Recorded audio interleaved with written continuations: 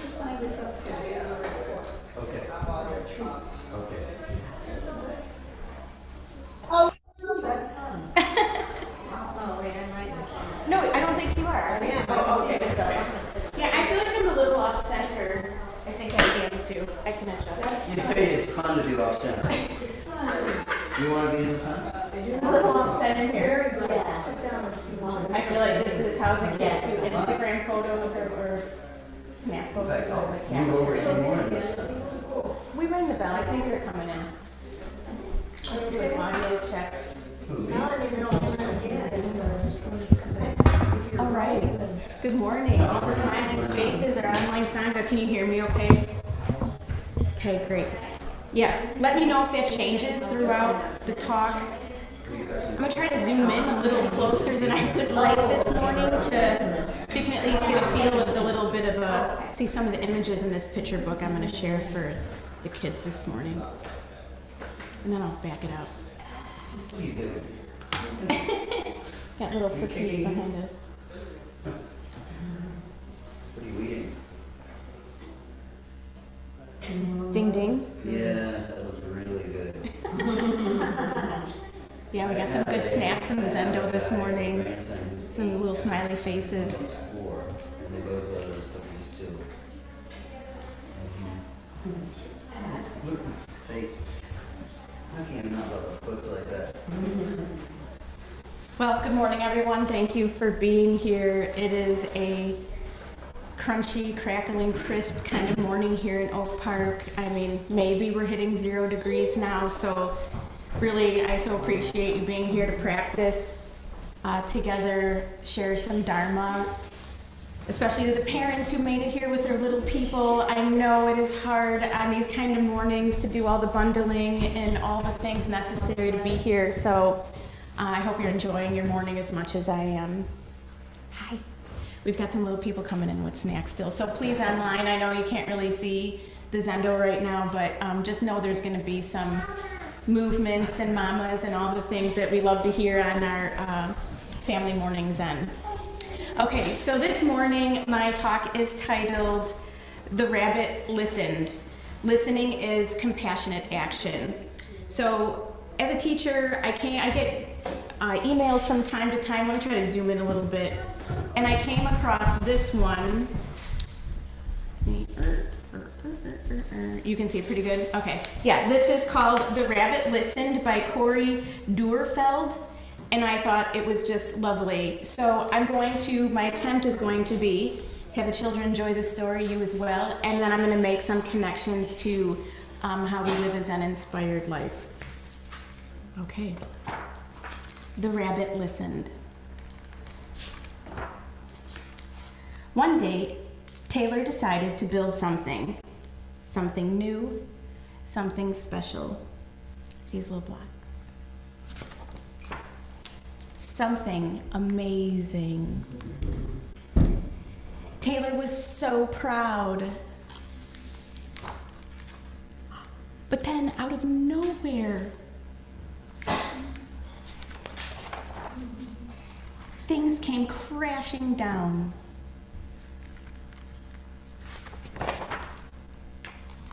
The chicken was first to notice. See him right there? Chicken, right? Cluck, cluck. What a shame. I am so sorry this happened. Let's talk about it. Cluck, cluck. But Taylor didn't feel like talking. So the chicken left. Next came the bear. Grr, grr, how horrible! I bet you feel so angry! Let's shout about it! Grr! But Taylor didn't feel like shouting. So the bear left. The elephant knew just what to do. Trumpa-da, I can fix this. We just need to remember exactly the way things were. But Taylor didn't feel like remembering. So the elephant just left. One by one, they came. The hyena, hee, let's laugh about it. The ostrich, gulp, let's hide and pretend nothing happened. The kangaroo, tisk, tisk, what a mess. Let's throw it all away. And the snake, shh, let's go knock down someone else's. But Taylor didn't feel like doing anything with anybody. So eventually, they all left, until Taylor was alone. In the quiet, Taylor didn't even notice the rabbit, but it moved closer and closer until Taylor could feel its warm body. Together they sat in silence until Taylor said, "Please stay with me." The rabbit listened. The rabbit listened as Taylor talked. The rabbit listened as Taylor shouted. The rabbit listened as Taylor remembered and laughed. The rabbit listened to Taylor's plans to hide, to throw everything away, to ruin things for someone else. Through it all, the rabbit never left. And when the time was right, the rabbit listened to Taylor's plans to build again. "I can't wait," Taylor said. "It's going to be amazing." All right, that's the end. What do you think? Yes, I'm getting a round of applause from. All right. Would you like to hold it and look at the photos? Would you like to look at the pictures? I got a clock. Well, I'll leave it here if you're interested. I'll leave it there if you're interested. So, what links a picture book for children with centuries-old Buddhist wisdom? I think at the core that both are teachings about compassion in action, about meeting life and others without pretense or hurry. The rabbit's gentle listening is just sitting made tangible. It embodies our Zen practice to be fully present, to welcome whatever arises. The rabbit doesn't hurry Taylor's process, doesn't personalize the emotions that the child is bringing, and the rabbit doesn't disappear when things get uncomfortable. When we're able to listen the way the rabbit does, our practice is compassionate action. We create a safe space for children to be themselves, to process their feelings, and to discover their own resilience.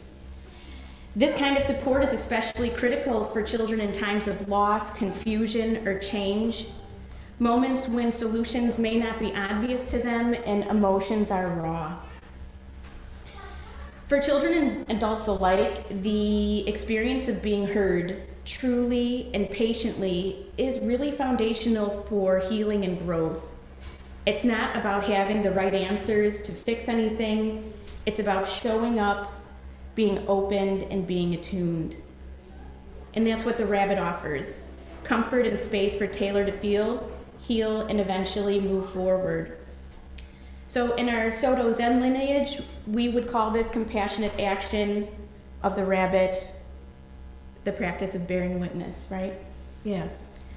Once a lay practitioner asked, "Does a tantruming child have Buddha nature?"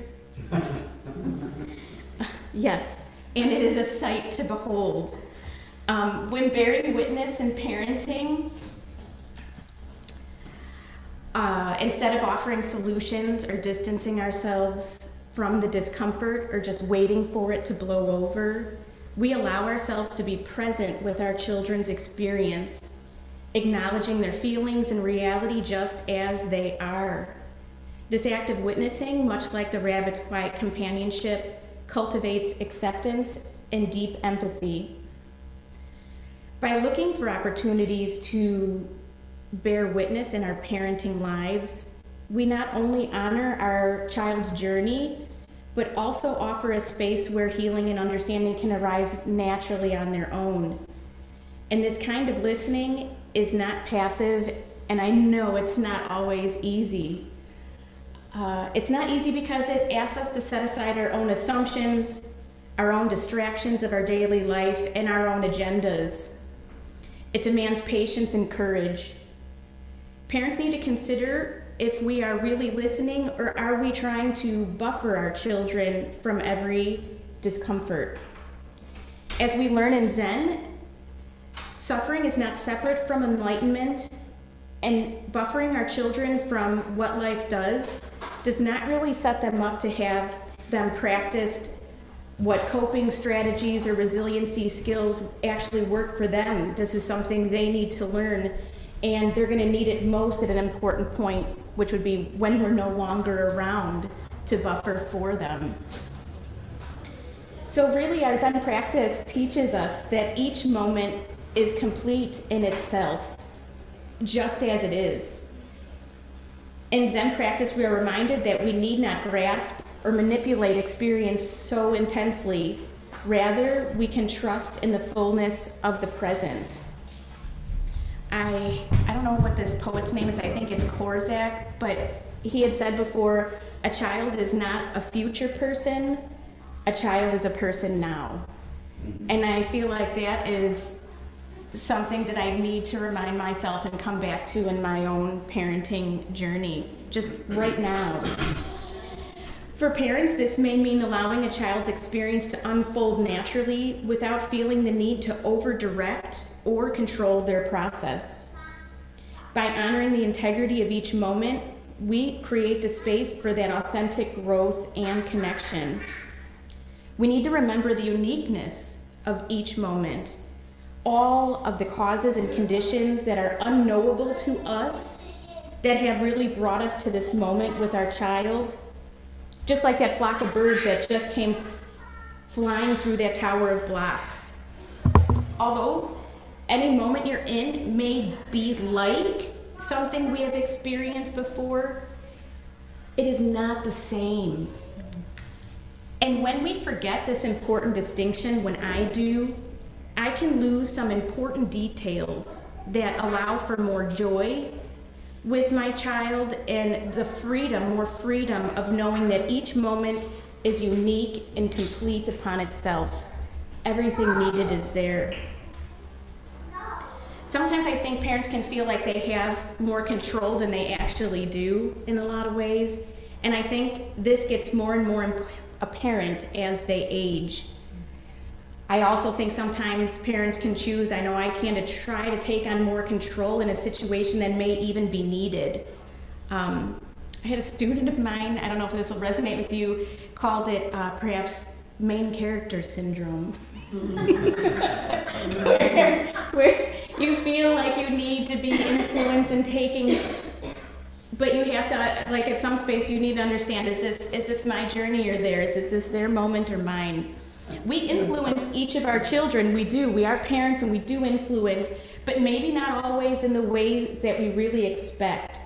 With all children being different, they will each respond to your best idea or best practice in a different way.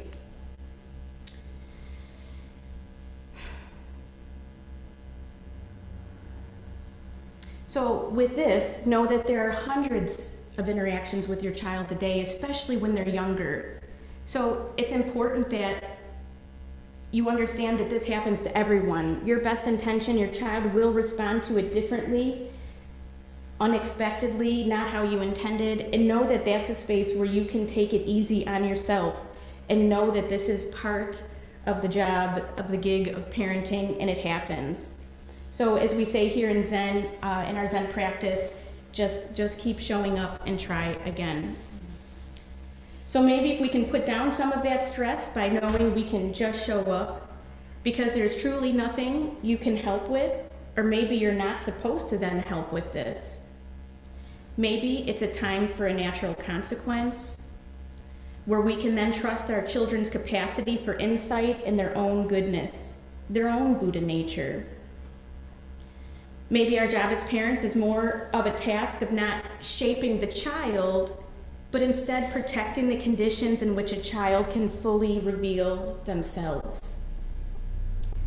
I have a magnet on my fridge that says when a flower doesn't bloom. Have you heard this one? When a flower doesn't bloom, you change the soil in which it grows, not the flower. And I think that speaks a little to the environment of parenting. Our children in a lot of ways are who they are, and we're here to let the Buddha nature in me, the Buddha in me, see the Buddha in them, and create the environment for that to really come forth and unfold as it does. Because when you think about it, children spend most of their day being directed, doing what someone else is telling them, especially those younger years.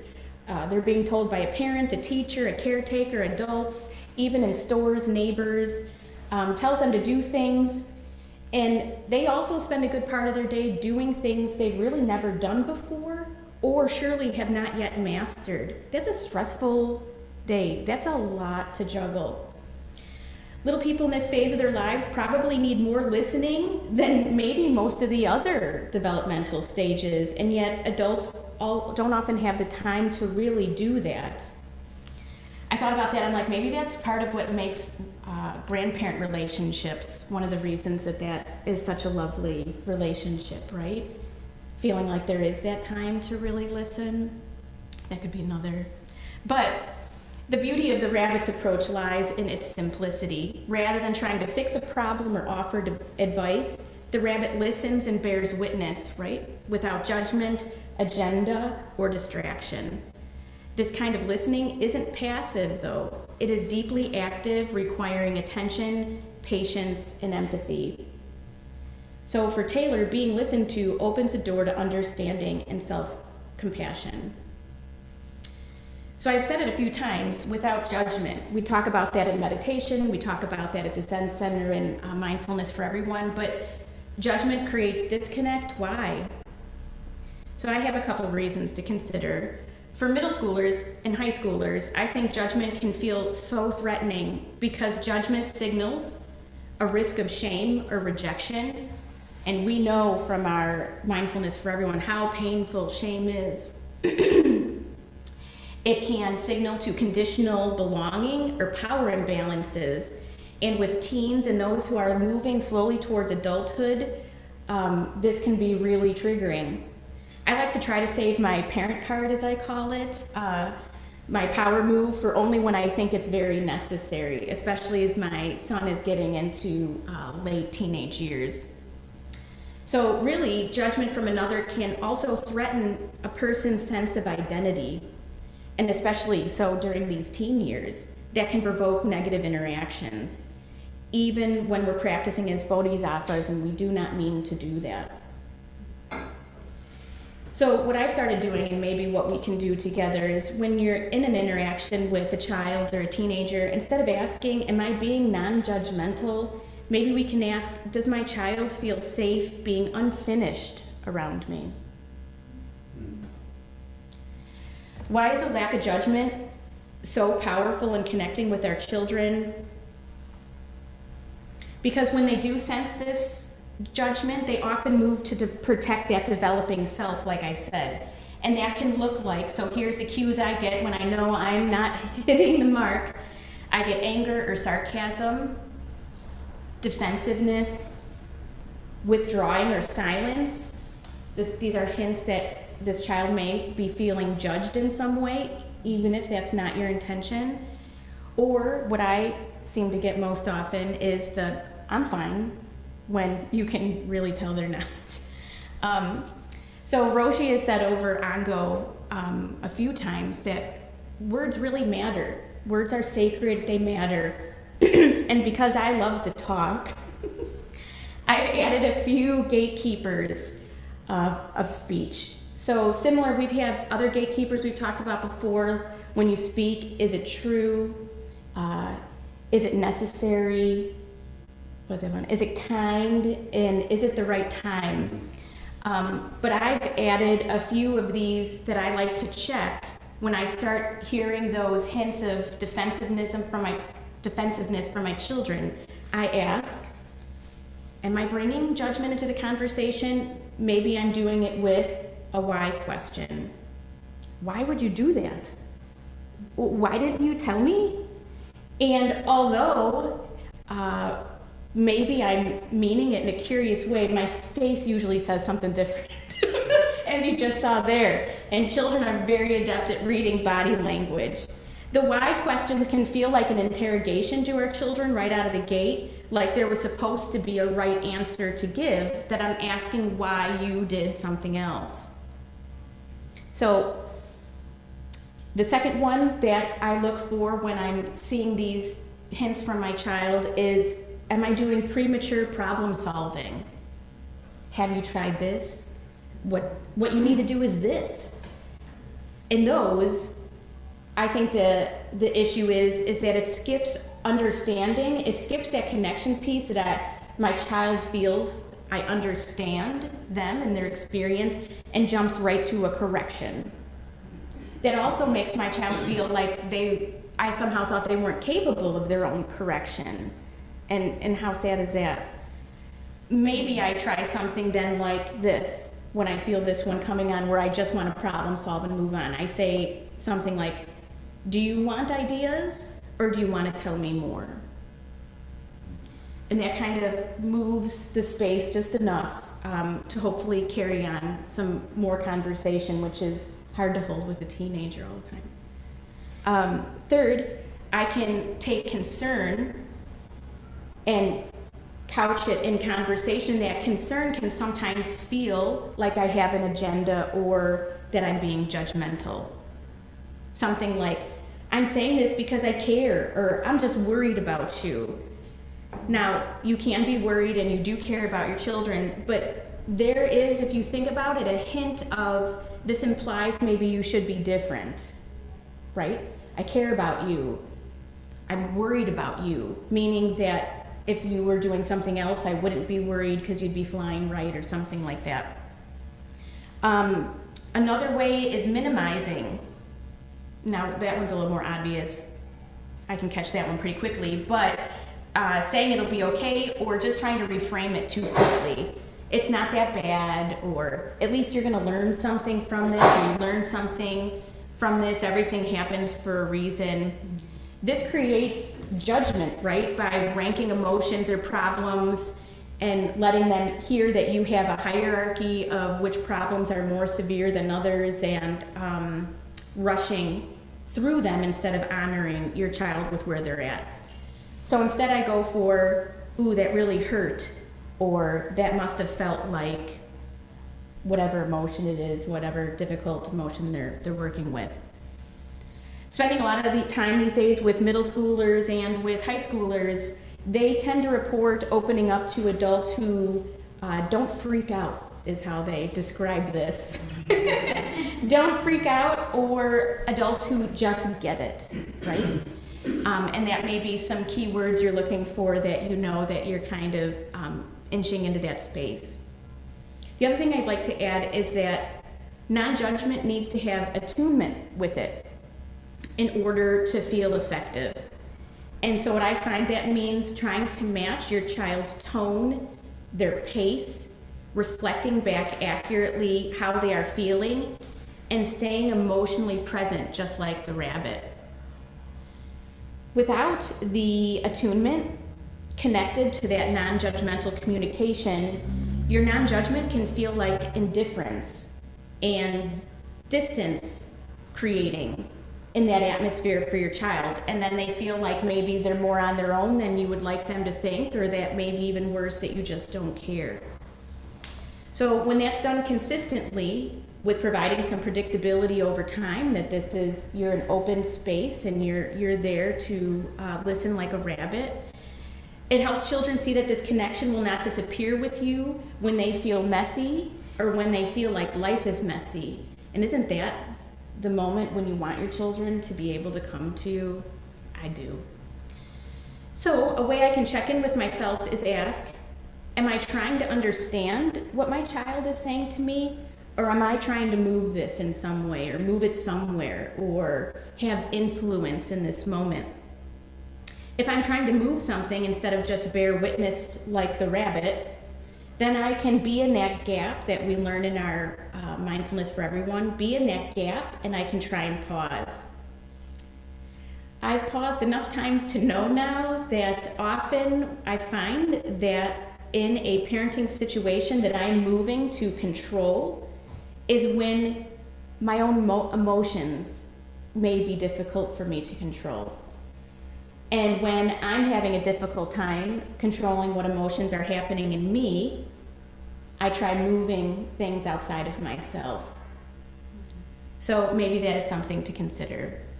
Is there really something my child needs to do now that I need to direct, or should I be doing something for myself, like listening like a rabbit to myself, or taking a moment of self-care? So I've seen enough times with my own children that when they seem to feel completely understood, when they do that, they feel understood by their parents or another trusted adult, they often course correct or find the just right answer for themselves without being told or fixed.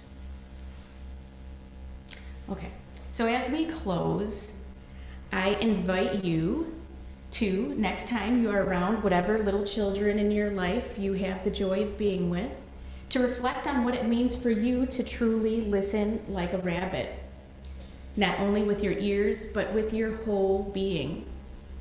As parents, we're often quick to solve and soothe, but sometimes the greatest support we can offer our children is our presence, a listening ear, a quiet companion. Whether you're a parent, a grandparent, a teacher, a neighbor, a Zen practitioner, you really hold the ability to change little lives, not by fixing, but just by showing up and being present and compassionate. Try extending listening like a rabbit beyond our meditation cushion. Take the discipline of just sitting into relationships and in parenting, offering presence and attention to those in need. So this book, The Rabbit Listens, teaches us and teaches me that maybe our children's growth begins with presence. In the simple act of being with life as it is, children need to be heard, understood, and supported. So let's take these lessons to heart and carrying them out into our families and communities. In a noisy, divided world, I would even argue that listening is becoming a radical act. Let's be the rabbit. Let's be present. Let's offer the gift of our attention, one moment, one conversation, one person at a time. And that includes you, because parenting is a continuous practice. I want to leave you with, I have a beautiful poem that I'm going to leave you with, because I just can't help it. It's really lovely. But I wanted to add, in this piece of continuous practice of parenting, there was a study that came out from the University of California, Davis, that they did a survey of thousands of parents and found that 90% of mothers and 85% of fathers feel judged, and 50% of them feel judged all the time, or nearly all the time. I think that really speaks to the importance of reaching out to other parents, reaching out to one another, and creating that space for listening. This compassionate action would be so helpful in a space where people are really working hard to do their very best for their families and also have that added stress of feeling like they're being judged. Okay, so this is a poem I will leave you with, and then we can open for some conversation. This poem is an excerpt, because I forgot the book, but I think I have enough of it to give it to you. It's called On Children by Cahill Gilbrun, and it says, "Your children are not your children. They are the sons and daughters of life's longing for itself. They come through you, but not from you. And though they are with you, yet they belong not to you. You may give them your love, but not your thoughts, for they have their own thoughts. You may house their bodies, but not their souls, for their souls dwell in the house of tomorrow, which you cannot visit, not even in your dreams. You are the bows from which your children as living arrows are sent forth. Thank you. We can pass the mic around. Oh yeah, okay, we can go pass it in the back. Those of you online who would like to jump in conversation, feel free to unmute and do that. I hope I gave you some sparks to think about next time you're in front of little people. Would love to hear what resonated for you in that. Over here? Yeah. Mm-hmm. Thank you for your talk. It's full of wonderful nuggets in there to really think about, and I can relate to so many of the things that you said. I had a similar experience with kind of the rabbit in the book, where I had a hernia surgery a couple weeks ago, and when I was talking about it with people, everyone was like, "Oh, that's no big deal. That's super easy. You're going to be indestructible," and super common. And I appreciated that everyone was trying to be helpful and trying to take my mind off it, but that's not at all where my head was. I was anxious about it. I was scared. I've never been put under before, and I was very nervous. And the most effective thing when I had a handful of people that were just "How are you feeling? And are you nervous about it?" "Oh yeah, that's a big deal going in for a surgery. You must be feeling pretty anxious," or things like that. And anyone that just kind of listened and related was so much more helpful, I thought, than people that were just trying to kind of fix and tell me it was going to be okay. Though I appreciated the intention, it didn't land as well as the people that just listened. So just thought I would share. Okay.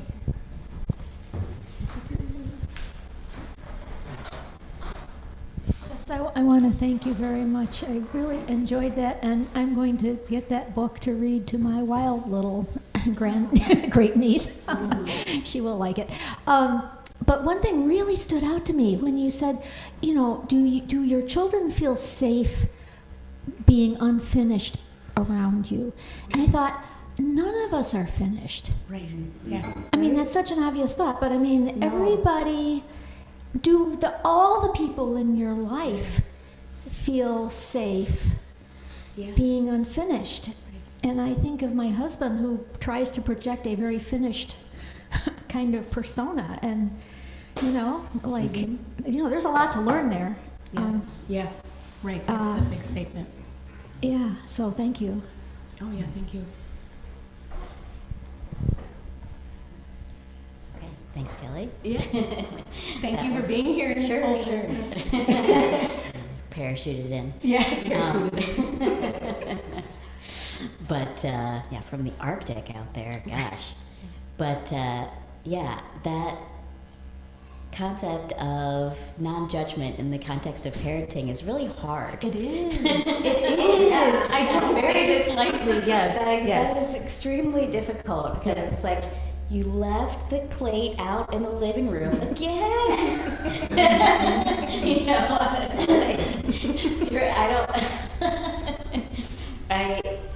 Because there's, they need some guidance about what to do. At the same time, I appreciate there are circumstances where you do need to turn that off, but I also appreciate they would sense your judgment even if it's not there, because it's so often there. I know, for real. Right? You can't have a total. I have a hard time imagining completely non-judgmental parenting experience. So I don't know if you have any comments about that. For your example, I can take that one. I do totally understand where you're coming from. I have found, especially as our children are getting older, right? It's different when they're little people in diapers and whatnot. But as they get older, I found I have to pivot to, do you know how important it is for me when I walk into the living room and there are no plates on the couch? Can I share with you something about myself? That gives me a sense of ease in my home, and I feel like I'm more open to sit and spend time with you. I want you to know about me and know that I really love that. I feel like it's given me, would you agree, Dan, when we tell our children things about ourselves, we say, I think this is a chance for you to get to know me better. We get a little more cooperation, I think. And because really what you're saying is, like, you know, it obviously doesn't bother him. He likes plates on the couch. So really you're asking, hey, we live together and I want to be in harmony with you. And I would love it if, like, where are 3 other places we could put plates that work for you and are not my couch? But yeah, this is the great negotiation that starts happening as you get little adults in your house, right? Right. Yes, it's chess. Yes, go ahead, Mark. Good morning, everybody. Hi. You're smart to have stayed home. It is really frigid. Yeah, thanks, Kelly. That was really, really interesting. I love the book. So I am a grandfather and I'm a father, obviously, and I want to talk about fathering adult children. It doesn't change. I'm sorry, it doesn't. I am judgmental. I can't help it. I mean, my children, I want to tell them, do this. Why are you doing that? And of course, they come back at me. I'm an effing adult. What do you why are you asking me this? What do you think here? One of them says I have 2 kids. What do you, So it's very interesting to have listened to this and to reflect in that way. On the other hand, I'm a grandfather, and I find myself, yes, judgmental about what my grandchildren are doing, in part because I question how my children are raising my grandchildren. Right? I have to be totally honest here. On the other hand, I am far more delightful in letting my grandchildren do what the heck they want than I am my adult children, or when they were children. Yeah. And I'm not quite sure why that is, but it's glorious. It is. You know, I will say that that same professor from the University of California, her name escapes me, but there was a study that was done that they were talking about, they look at parenting choices that parents have made and look at children who are like twins and separate homes and different homes, and they actually found that you really cannot predict a child. If you had 2 children in the house and one moves next door and the other moves next door, their outcomes are not different in a lot of ways from the parents, based on studying parents' choices that they made for their children. So in some ways, I think it can give us a little bit of maybe an opportunity to go a little easier on ourselves, that in a lot of ways our children are going to be and unfold as they're supposed to. And I mean, maybe it's more stark for me right now because I went from a childhood of no social media and internet and all of that to being on the other side. I don't even really feel like I have any kind of input to add. Like, the children's social lives so complicated and different than I had ever experienced in a lot of ways. And I just have to say to them, I trust that if you take time and be with this situation, problem, thing, I know you'll come up with something that works well for you. And eventually they will. I just have to tell them that I trust them, because I don't know all the things I don't know about social media and how they interact with one another and who's being mean to who on social media when I don't even can see it and all the things. I don't know, it's out of my scale. But yeah, that's great points, Mark. Adult, you're a parent your whole life. Mm-hmm. Yeah. Ungo. Yeah, beautiful talk, Kelly. Learned a lot from Dad. Dad, I need to apologize. I believe when you told me you were going in for a hernia, I said, well, at least it's not a big deal. And the fact of the matter is, I shouldn't be thinking like that. It's a judgment, and it was wrong. So I'm very sorry for that. No, really. What really stood out for me was it really isn't just about children. Children. I mean, the talk was about children, but it's not. It's about how we should be interacting. I would like to remove why from my vocabulary because it is a judgment. Every time I say why, it's a judgment. Right? Yeah. That's subtle too, right? I didn't really pick up on that for a long time. And I feel like it's you're right, 100% relationships with everyone. And if I'm trying to model for my children what their adult relationship should be like, if I want them in a healthy relationship, I have to model it. Oh, Lord. I have to model it. So we all have to practice. We just keep practicing. That's so beautiful. Ulu. Thank you for saying that. The last thing, I never know what somebody's going through. Yeah. Doesn't matter if I've gone through the exact same situation. Right. I don't know how they're going through it. They could be going through a completely different way than I am. Right. So beautiful talk. Thank you. Thank you.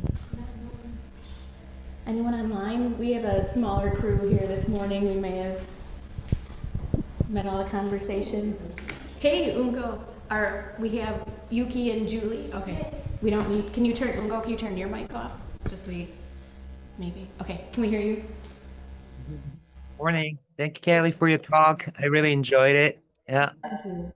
I'm a mother of a 12-year-old Down syndrome.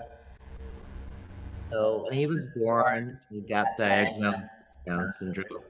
I remember that kind of expectations or maybe the confidence of the parent kind of crumbling.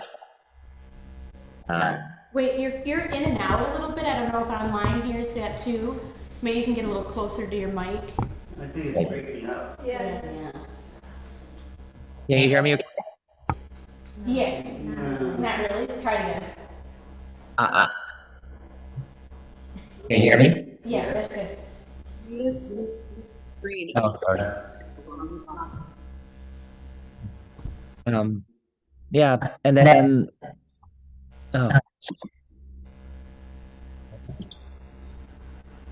echo. Yeah, there's echo.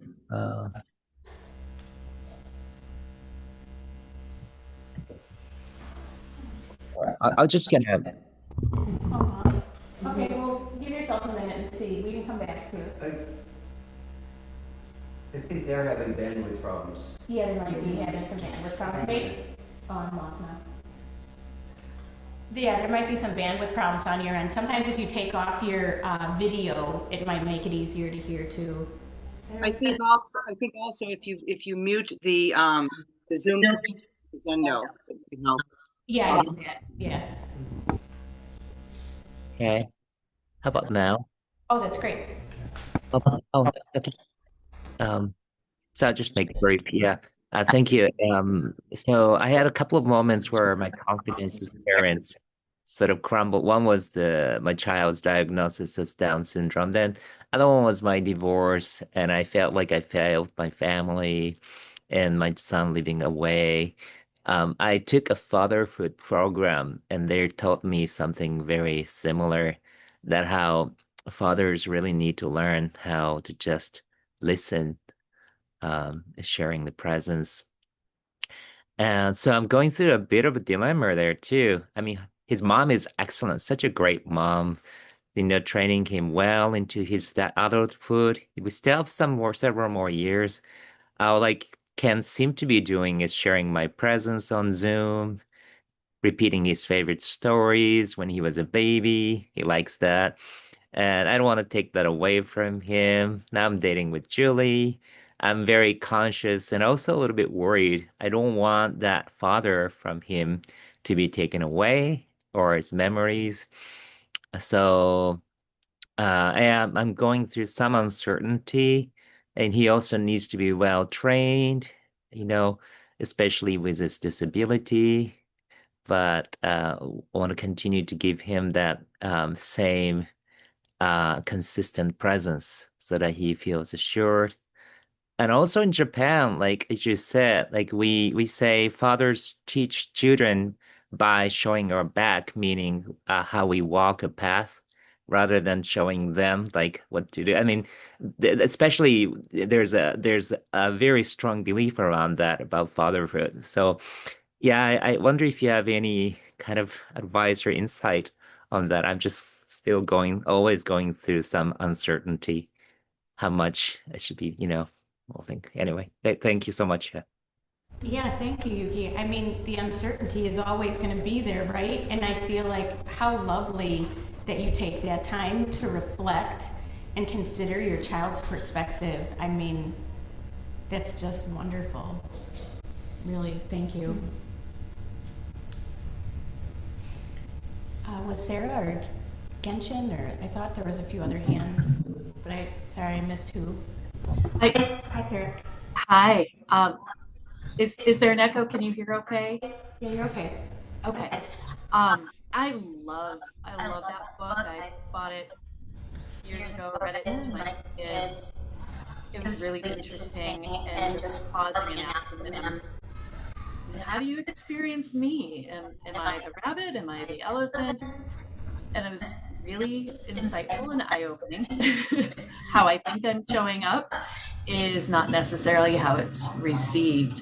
But I will say, I know the struggle, just so many struggles for parents where there's a societal expectation of managing a situation, which leads to a belief of needing to manage Computer, will you need it? the child, which is really unfortunate. So trying to be more open, listening, and listening to myself. What am I bringing to the conversation? What am I bringing?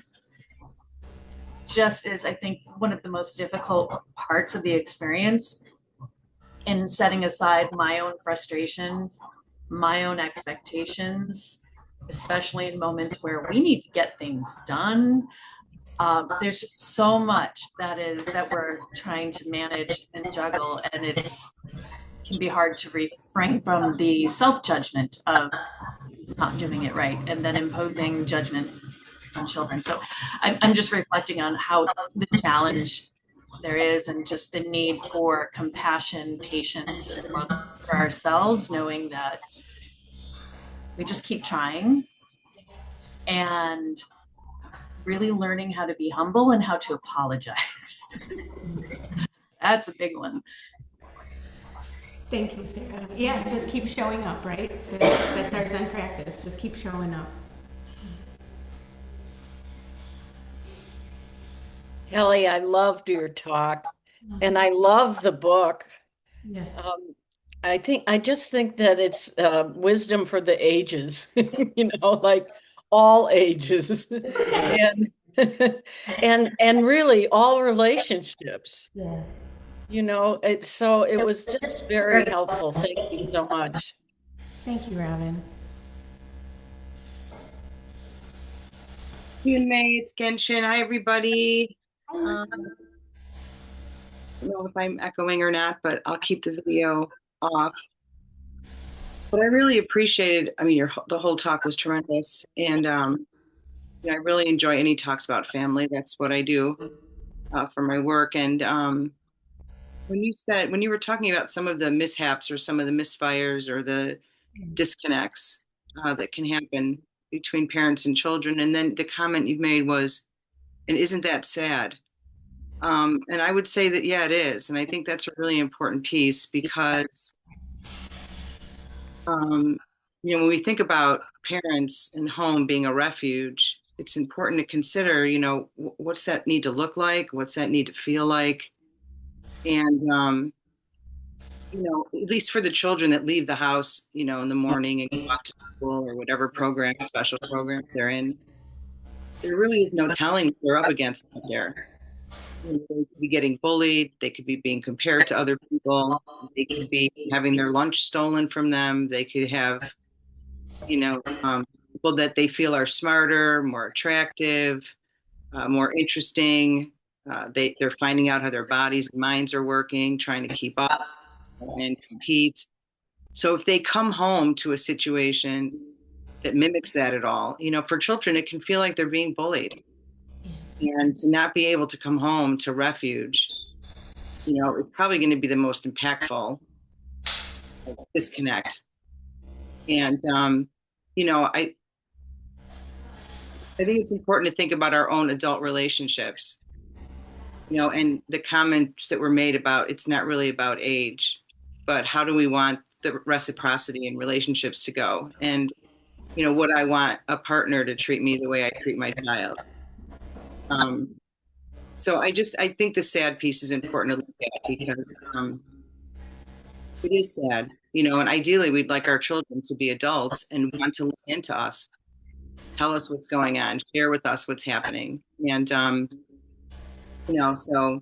but then, also giving ourselves grace and compassion. There is no manual. So really, I think when you talk about compassion, it's, being skillful, keeping up the practice, not knowing and bearing witness. It's going to be key so that what we do out, with the best results, all the way around. And lastly, I love what you said when you share with your how their behavior affects your comfort and your sense of safety. I think that's really key. So just a beautiful talk. It can be hard to make that shift sometimes where you're realizing like, yeah, I want to be in harmony with my family. I need to share about myself too, especially as they move into that, start transitioning into an adult relationship with you. Those conversations need to start being practiced if you want them to continue. Yeah, Adrian has another one over here. Yeah, it strikes me. Do we? Wait a minute. Yeah, with the microphone here. Do we have the courage to be unfinished in public ourselves? Right. Yeah. And maybe that's what Zen is helping us learn. At least I'm learning from my teacher, to be more open. And that's a big thing, because that's a lot of what your talk was about. Yeah. Was being unfinished. Yeah. And adapting. Mm-hmm. Yeah, we adapt, we're unfinished. Can we be that way in public? I remember the horror of my children having a tantrum in a grocery store. They want every 10,000 grams of sugar cereal that they can find, that kind of thing. I'm horrified. And now, believe it or not, I walk in a store and I see someone having a tantrum and I remember fondly to parents out there, it actually can happen. So maybe parents feel judged because I'm like, oh, remember? I'm like, oh, the tantrum. But yes, being unfinished in public, being unfinished, knowing that you're doing the best that you can for your individual child. Who knows better than you? And I think knowing that Buddha nature here, that the Buddha in us is here, we can step forth. We practice our precepts, we come with the intention, and we can make mistakes and try again and live our unfinished, messy life with compassion for ourselves and our families. It's always changing. Our children, just when I think, right, I mean, you can all relate to this, the second I think I have something, they're older. They're a day older. They're different. They hate all those things now. They, a phase where my daughter would not wear a button. No buttons on shirts, pants, nothing, jacket, nothing, like, oh, just thought I knew how to find her something to wear. Now I don't. So, all these things, the big and little, it's a continuous practice. We're getting close to time. Is there any other reflections or things that came up for anyone else? I love seeing you all so toasty online. We're pretty toasty here. Yeah, we are pretty toasty here now.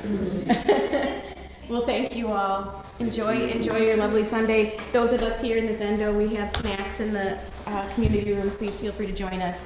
Okay, have a lovely Sunday, everyone. Yeah, it's a cute one. Oh, thank you. Thank you, Kelly. Thank you, Robin. Are you knitting anything right now? Oh, she just got. Bye, everybody. Oh. Are you okay now? Yeah. 2 weeks out. Good. I had no idea. Yeah. I probably would have not said to you, how are you doing? Yeah. Well, I probably. You're so funny. I probably would have said to you. I have a question. Yeah. Yeah. I'm starting after the. Oh, You don't need to apologize. Like, you were trying to get your shirt. Not yet. Well, I think that. Yeah. You were lovely. But it They're is. all the same color, but ours is green and brown. So this was actually a It was a free t-shirt. I did the same thing all the time. I was like, oh, you're really worried about using font. It's no big deal. And it's not the like, fabric has been like, you know, I didn't realize that I was in this shared situation that whatever is supposed to like like, saturate or if someone else bind was in color. this situation, I would Even though I've never watched it, like, don't worry, there's nothing to worry about. When I got It's to a the simple first major procedure. like you could do Right. a really hotel. All the time, I would be thinking, my son's providing proposing. insurance. Yes. But Long as stuff like that. our providing insurance, they're definitely not like, you know, It's all the same color understand the black. context. Yeah, so it's all the same, like super dark, it's like blackish, dark. No, it was kind of. But you were walking through the fabrics of different states. That's exciting. I would I remember, I know it called It's not a mistake. It's not a mistake. Yeah. It's not a mistake. It's the way I just, Yeah, I have some. I just say to myself, why not? I don't know. It's exciting. It's helpful to know that it's safe and. Yeah. It's a, It is. yeah. Well, And it's such yeah, a it's meditative about- project, yeah. like all the stitching by hand and stuff, that's really, I enjoy it, so that's why I did my own case too. Because that's like, I mean, I have all that, not that I have no aspirations to, I'm gonna be a lay practitioner my whole life, but. you still study. Do you? I'm wearing my sweater right now, Laura. I have a sweater I would love for you to dye. It is a beautiful long sweater and has a little pocket. I could say could you? I could. I'll bring it. Absolutely. It was a gift to me, a sweater with these big deep pockets, and I loved it. And then